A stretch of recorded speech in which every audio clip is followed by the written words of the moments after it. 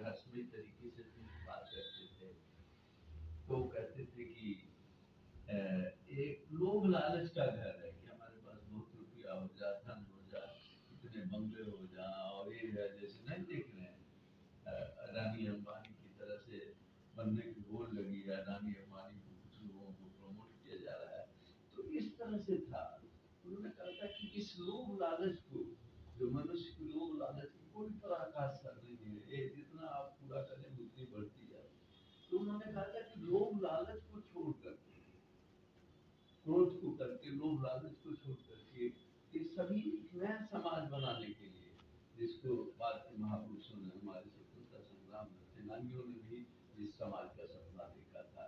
तो आज हम लोग कबीर दास की जयंती मनाते हुए मैं समझता हूँ कि हम लोग उनके द्वारा दिखाए हुए रास्ते, जिस तरह का जीवन जिया उन्होंने। एक बार शास्त्रार्थ हो रहा था, तो एक ब्राह्मण उनके यहाँ क्या कहता है खच्चर पर पूरा वेद साथ लिए जा रहा था उनसे शास्त्रार्थ करने के लिए। तो संत कबीरदास ने कहा कि तुम्हारा खच्चर बास करेगा या तुम बास करने के लिए आए। तो इस तरह से अरे मनुष्य को अपनी अपनी ज्ञान खोलनी चाहिए, अपने बुद्धि विवेक को खोलना चाहिए और उसको जगाना चाहिए। भगवान बुद्ध ने कहा था कि अत्यधिको भव। इन शब्दों के साथ मैं एक और बात बताई, बहुत अच्छा था।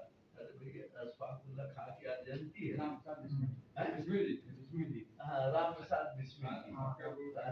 भैया तो अच्छा याद दिला दिया। राम प्रसाद बिस्मिल थे जो कापुरी खान के आप बहुत बड़े योद्धा थे, जिन्होंने गीत लिखा था, सब पड़ोसी की तमन्ना अब हमारे दिल में है, देखना है जोश कितना बाजुए कातिल में है, हम अभी से क्या बताएं क्या हमारे दिल में है, वक्त आने पर बता देंगे हमारे दिल में। तो आज उस महापुरुष की भी जयंती है, जिनके बदौलत हम लोगों को आजादी मिली और एक आजाद देश में अभी भी दूसरी आजादी अभी बाकी है। लेकिन एक आजाद अब तो वो भी है, बोलने पर पाबंदी है, जुलूस पर पाबंदी है।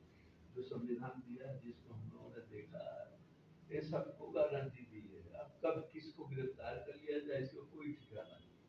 जिस जिस तरह के समाज के लिए महापुरुषों ने लड़ाई की, उसको किस तरह से रिजेक्ट किया जा रहा है, हम लोगों की जिम्मेदारी है कि जो हमारे संविधान में लिखा है, संविधान में हमारे महापुरुषों ने, स्वतंत्रता संग्राम सेनानियों ने लड़ करके इस भारत का एक धर्मनिरपेक्ष लोकतांत्रिक समाजवादी समाज का सपना देखा।